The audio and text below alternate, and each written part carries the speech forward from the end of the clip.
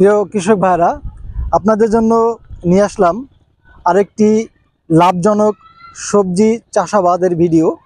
আজকে দেখাবো ধুন্দুল চাষাবাদ সম্পর্কে এবং এই মৌসুমে ধুন্দুলের মোটামুটি অনেক দাম আছে এবং এক কৃষক ভাই এখানে চাষাবাদ করছে। আজকে আপনাদের এই চাষাবাদ সম্পর্কে কিছু কথা বলবো। আপনারা দেখতে পাচ্ছেন গাছের নিচে প্রচুর পরিমাণে ধুন্দুল। এখন এগুলো বাজারে প্রায় মিনিমাম 60 টাকা থেকে শুরু করে 100 টাকা কেজিতে বিক্রি হচ্ছে। তা ধুন্দুল চাষাবাদে কিন্তু একেবারেই খরচ কম। আপনারা যারা শাকসবজি নিয়ে ভাবেন তারা চাইলে এই ধুন্দুলটা চাষাবাদ করতে পারেন। এটা খুবই অল্প সময়ে গাছে ধুন্দুল ধরে, যেহেতু এগুলো হাইব্রিড জাতের ধুন্দুল। আপনারা দেখতে পাচ্ছেন প্রচুর পরিমাণে ধুন্দুল আছে গাছে।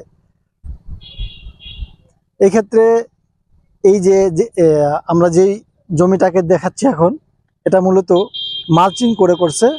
অর্থাৎ এখানে দেখতে পাচ্ছেন মালচিং করার ফলে একদিক থেকে এই নালাগুলো দিয়ে খুব সহজেই কৃষক পানি দিতে পারতেছে এবং উভয় গাছগুলোতে কিন্তু সেই পানিগুলো শোষণ করে নিতে পারতেছে।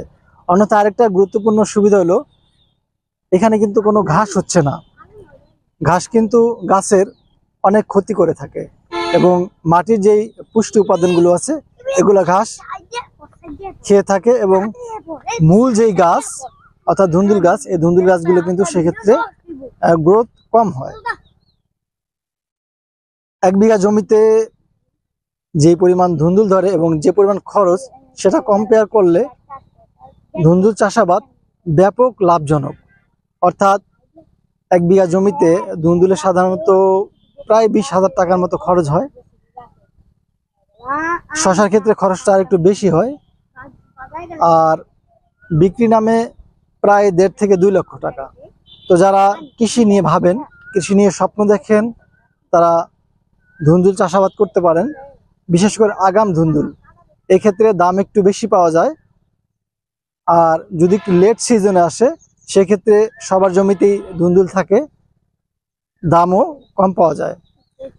ধুন্দুল গাছের আরেকটা বিষয় হলো পোকার আক্রমণ। অর্থাৎ ধুন্দুলটা যখন একটু বড় মানে ছোট হয়ে যখন একেবারে বের হয়, ওই সময়টাতে এক ধরনের পোকা আক্রমণ করে, সেটা হলো বল্লা পোকা।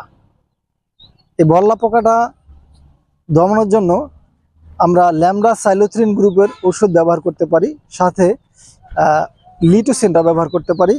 এক্ষেত্রে গাছটা সুন্দর থাকবে এবং গাছের ফুল যেগুলো আছে সেগুলো পুষ্ট হবে।